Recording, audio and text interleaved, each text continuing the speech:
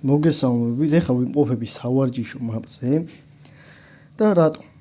Facebook ჯგუფში ბევრს აქვს კითხვა იმასთან დაკავშირებით, რომ აი მაგალითად დაცვას როცა თამაშობს, აი ონლაინზე ვიძახე, ეხლა ოფლაინში რომ მარტივია, ყველა მიცით. ბევრს უდევს ვიდეო, რომ აი დაცვა ისეთი დებილობაა და ნუ ვერასწორებენ და რაღაც. რეალურად მიზეზი არის სხვა. პირველი მიზეზი არის გუნდი. რომ შევეხოთ ეხლა მოკლედ შეთამაშებას. ფეხბურთელების სტატისტიკები უნდა ახსნათ ცალკე. ანუ მაგის ვიდეოს ცალკე დაგიდებთ.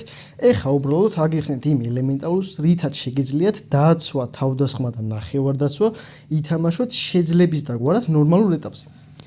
ნუ რა გუნდიც არ უნდა ყავდეთ. მე ეხლა მინახია გუნდები, აი ვაფშე დაწყებული ახლიდან 50 ოვერალიანი 60 ოვერალიანები, რომ ანუ ისე ათამაშებენ ბურთს, რომ რავი, აი ძალიან მარტივად მოდიან შეტევაში. რაც შეეხება ხა რა შვება. ნუ ხა ყველამ ვიცით რომ მეკარე ყოველთვის გამოდის ცესო დააწვევი დიდხანს, როცა ბურთი არ გაქვს, ართემევაც ბ და ნუ პატკატი არის 100 რო დავაწვევით მაშინ. ნუ ეს სამი ხა ყველამ ვიცით. დაარტყმა პასი და მაღალი ჩაწოდება დეგენზე, აღარ მოშკრე საუბარი, ეგენიც ეხა მეტყლებად ყველამ ვიცით. რაც შეეხება გუნდის შეთამაშებას, ეხა რას გულისხმობ ამაში. აი გადაწყობას რო დააკვირდით ეხა, თუნდაც ამ პატარა მაპზე, ან თუნდაც ამ ფეხბურთელებს ეხა ყველასო დააკვირდით. აი მაგალითად, ხო წავიდი. ეხა ნახე რა ხდება. რო გავჩერდი, ნახე 1 2 3 4 და მე-5 არის აქ. ხედავთ? და აი ეხა უკვე 8 ვედი. ეს 5 ნომერი. შერბენაზია უკვე პასუხისმგებელი. მე შემიძლია რომ აი ეს პასი გავაკურო და ეს უეჭველი დაეწევა, ვიცი. 2 ყოველთვის არის შეტევაში. მუდამ. და 3 არა, მაგრამ ის მეც რაღაცაში დაგეხმარებათ, როცა უკვე ცოტა დაღლილი ვარ და კაროჩე. როცა უკვე ესეთ პოზიციაში ხართ, ნუ მოწინააღმდეგის ფეხბურთელები თუ გუნდი არ ყავს შეთამაშებული, იასნია რომ გადალაგებული იქნება, ნუ ერთი ბურთიანთან იქნება თავის თავად და ერთი იქნება ოდნავ წინ. რაც შეეხება ეხა ამ შეტევას, ეხა აი მაგალითად ხომ მივბივა. აი ეგ რო გავაგორო, ანუ როდესაც შუა თამაშია რა, ეს, ანუ ჰაკიმი ამ შემთხვევაში ავტომატურად გადადის შეტევით პოზიციას, ანუ ცველი. და როდესაც მე ვიცი რომ ეს არის მემარცხენე ან მემარჯვენე რა, მოწოდების საშუალება აქვს უფრო კარგი. ამ ეტაპზე ეხა მემარცხენე რადგან არის ჰაკიმი, მოწოდების სიტუაცია ამას არ აქვს ისეთ. ეხა ნახეთ, რომ მივიდივარ შეტევაში. რა ხდება ეხა ნახეთ. ზოლში სწორდება სამივე, აი ზუსტად სამივე, მარცხენა, მარჯვენა და ცენტრში არის ჰალანდი.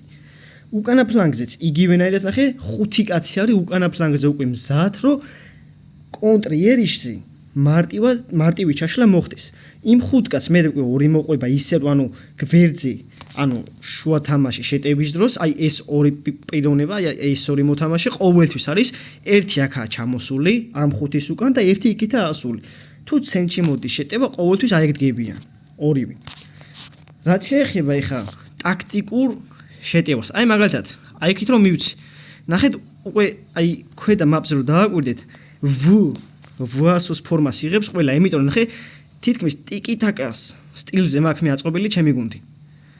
თითქმის ოღონდ რა, ეხა მე ტიკიტაკას აქ ვერ ვათამაშებ, იქიდან გამომდინარე რომ ეს Dream League-ში არის შეუძლებელი, აი მართლა შეუძლებელია, რაც არ უნდა დამახსული ყავდეს, მაგრამ პოზიციურ მდგომარეობით ვცდილობ რომ მაგ პოზიციაზე იყოს ყველა ფეხბურთელი გადანაწილებული. ეხა ნახე. შეტევაში ვართ ნახე 1 2 3 4 5 კაცამდე. ამას ყოველთვის ნახე მისი დამზღვევი აგერ მოყვება. ყოველთვის. ეხლა თუ შემოვა, შეხედე ეხლა. ხო შემოვიდი. მივეცი ამას ხო პასი, ხო? ის ეგრევე უკან ჩარბენაზე რატომ მიდის? ის არის მცველი. იმან იცის რომ იქ უნდა იდგეს. და არის მომენტები რომ მცველი ყოველთვის არის აი აქ. აი ამ ადგილას. ის რომ მცველია ნახე, აი იქ რომ მე მივიცე მე ხა პრას, ჯოაკონს ხო უყურე, ეგრევე ნახე, სად მიდის? ეგრევე უკან მიდის. თავის პოზიციას არც 1 3 არ კარგავს. ნახე კიდე უკან მოდის. პასის შემთხვევაში. ხვდებით, ანუ რას ვიძახი. და ეს ყოველივე ხდება ეხა როგორ? გუნდი შეთამაშება. თქვენც ახლა მაგალითად აი სავარჯიშო მაპზე რო შემოხვიდით და რო დააკვირდეთ თქვენ ფეხბურთელებს, მარტივად მიხვდებით რომელი ფეხბურთელი რომელთან არის უფრო შეთამაშებული. აი ეს ორი რო ავიღოთ ეხა, ჰაკიმი და ისა რა ქვია, საკა. ერთმანეთში არიან ძალიან შეთამაშებული, იმიტომ რომ ნახე, სულ ერთად არიან. წავა საკა, ეს მაქსიმალურად ეცდება რომ გამოყვეს. შეხედეთ ეხა, აი ხო მაგალითად ფინტავს რაღაც. მაქსიმალურად ეცდება რომ უკანა ფლანგი გაათავისუფლოს და მე გააკეთოს ისა რა ქვია, მაღალი ბურთის ჩაგდება. აი ამას გულისხმობ რა. აქ ბაპე ხო აი ეს მაგალითად. ყოველთვის ხდება როგორი ეგრე როგორ ახსნა არ ვიცი, იმენა თამაშის მომენტში თუ ახსნი ძალიან კაი იქნება, მაგრამ რთულია რა თამაშის მხრივ. ნახე, ეგრევე შეტევაში გადის. 3-4 კაცი უეჭველი შეტევაში, დაჟე ნახევარმცველიც კი. უკარო წავალ, ნახე, ეხლა რა თქმა მინდა, აი ბაპ ზედა მარჯვენა კუთხეში. მოდის შეტევის დროს, ხო მივდივარ, აი ორი კაცი არის შეტევაში. გავაგდო ეხლა უყურე. ნახე, ეხლა რამდენი მივდივარ შეტევაში? 1 2 3 4 და მეხუთე კაცის მოყვე. ამას რომ მივცი, ამას რომ მოვიდა კაცი, აქ შემიძლია პასი დაუტოვო. იმიტომ რომ საკა ჩარბენაზე უკვე მზად. და თუ აქ მაგალითად ისეთი რაღაცა ვერ მოვახერხე რომ აქაც კაცი მხვდება, ყოველთვის საკას თავისი ასე ვთქვა დამხმარე უკან მოყვება. ბაპეს არა, იმიტომ რომ ბაპეს მე ვერ უნახე, თავისი შემთამაშებელი. ბაპე ყოველთვის არის მარტო. ვერც ჰალანდი ეხმარება, ვერც კანსელო ეხმარება და ვერავინ ვაფშე რა, ბაპი არის მისთვის რა, კაროჩი. ჰაკიმი და საკა შევათამაშე, ჰალანდი და დეიუნგი შევათამაშე, სულ ერთად არის ნახე, ჰალანდი აგერა, დეიუნგი აგერა.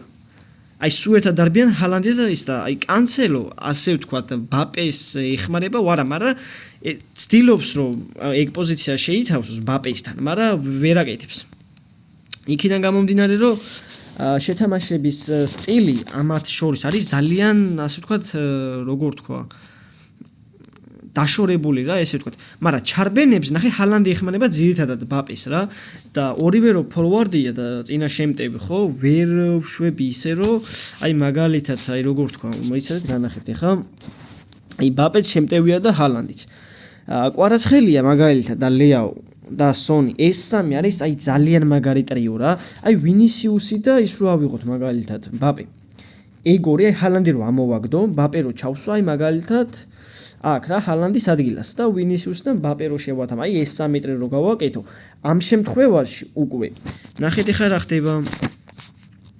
ეხლა ხდება ის რომ როდესაც აი ვინისიუს მაგალითად ეხლა კანსელო ძალიან ეხმარება. აი უყურეთ ეხლა ხო მიდის ვინისიუსი. აი გაჩერდა ხო? დააკვირდით? ხედავთ, სადამდე ამოვიდა. ბაპეს შემთხვევაში არ ამოდიოდა. აი ამის თქმას ვთქვი, ვინისიუსი რაც უნდა წინ წავიდეს, ნახეთ? ხედავ? აი სულ დაცვაში აღარ მიდის. აი ეს ყოველივე, ამას მე უკვე აგიხსნით, აი საიდან გამომდინარე ხდება ეს გუნდის შეთამაშება რა. აი ამის თქმა მინდოდა რა. რომ ყველა ფეხბურთელი ისე უნდა იყიდოთ, რომ ერთმანეთთან შეთამაშება კონდეს ძალიან მაღალი. აი ვინისიუსი ხო მიდის ეხა, ბაპეს შემთხვევაში ვინის რო ქონდა ბურთის, კანსელო ჩადოდა ყოველთვის ქვევით.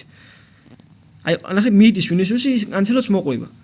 და ეგაა რა და ამ შემთხვევაში უკვე ბაპეს ნახეთ ბაპე როცა მიდის მაინც ცარიელი არავინ არ ეხმარება ბაპეს იმიტომ რომ ბაპეს ეხმარება კვარაცხელია მხოლოდ და მხოლოდ კვარაცხელიას აქ ის სტატი რომ ისა რა ქვია ბაპე და კვარაცხელია შეთამაშდნენ ერთმანეთთან და ეხლა გეტყვით რანაირად რა აი მაგალითად ესა ვინისიუსი და კანსელო გავიგით უკვე რა აი ეგეთ სტილზე მუშაობს მთლიანი გუნდის ასე ვთქვათ პრაქტიკა რა ეხლა ნახეთ რა თქმა მინდა მაგალითად კვარაცხელია აღვთ კვარაცხელიაზე ეხლა ეს კანსელო წამოვა მაგრამ უყურეთ ის თქმა მინდა ეხლა ბაპეს ხომ მივეცი ბაპეზე კვარაცხელია ყოველთვის ცდილობს რომ აი ზედა მხარის ფლანგი დატოვოს ასე ვთქვათ აფსაიდის პონტი სულ მაგას ცდილობს რა და ეხლა გეტყვით რანაირად შეხედე ორი წამი უკან გადავაგდო აღონდ კვარაცხელი არის აი როგორი ფეხბურთელი შეხედე ხომ მიდის მაგალითად შეტევა ყოველთვის ცდილობს აფსაიდის ხაზის უკან იდგეს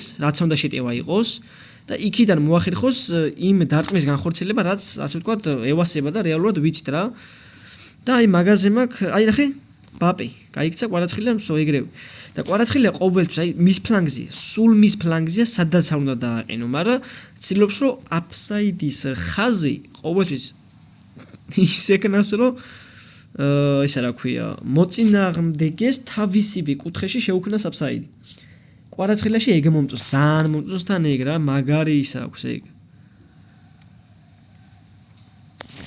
და ეგა რა, ანუ ყველა ფეხბურთელს აქვს თავისი სტილი, თავისი როგორ თქვა, აი ხედავთ, კვარაცხელი ამ ხელაზე ასული. არც ერთი არა მაგ ხელაზე, ნუ საკას თუ არ, საკაზე ოდნავ წინა, ანუ ეხლა მაპით შეიძლება დაეტყობოდეს, მაგრამ ოდნავ წინა საკაზე. იქიდან გამომდინარე, რომ ევასება არა, მაგრამ ანუ ისა კვარაცხელი არის ეგეთი სტილის მოთამაშე, არის დრიბლინგი საკმაოდ კარგი. და პლუს ამას შუთინგიც ძალიან კაი აქვს და აფსაიდსაც მარტივად თამაშობს, ასე ვთქვათ რა. საკა და კვარაცხელია ფლანგების არის იდეალური და სონი კიდე. სონი ძალიან მაგარია, ოღონდ სონი არის როგორი სტილის მოთამაშე, იცით? აი თუ მიცემ, აი ძალიან მაგრად იყენებს რა, თავის შანსს, ასე ვთქვათ, არ ამაზრებს. იქიდან გამომდინარე, რომ ამის სტატებს შეხედეთ ეხლა ვაქ სტატები რო ახსნე ხა ამ ვიდეოში არ მაწყობს რა ცალკე ვიდეოს სტატებისას დაგიდებთ თუ გეინდომებათ რა თქმა უნდა და თუ დამიწერთ ამ ვიდეოს ქვემოთ კომენტარებში და ამ ვიდეოს თუ ექნება ერთი მინიმუმ 50 ლაიქი მაინც მაგის განხილვასაც დაგიდებთ იმიტომ რომ შეიძლება ამ ვიდეოდან ბევრმა ვერ მიხვდეთ თუ რის გამო და რატო ხდება ისე რომ ფეხბურთელები ერთმანეთში შეთამაშებას ვერ აკეთებენ, ვერც დაცვაში, ვერც ნახევარდაცვაში. მაგალითად, ბევრი ვიცი, რომ მეკარე გამოჯლაგუნდება, ანუ გამოვარდება და ეშლება ნერვები ბევრს მაგაზე, რომ მეკარე მისით რატო გამოდის.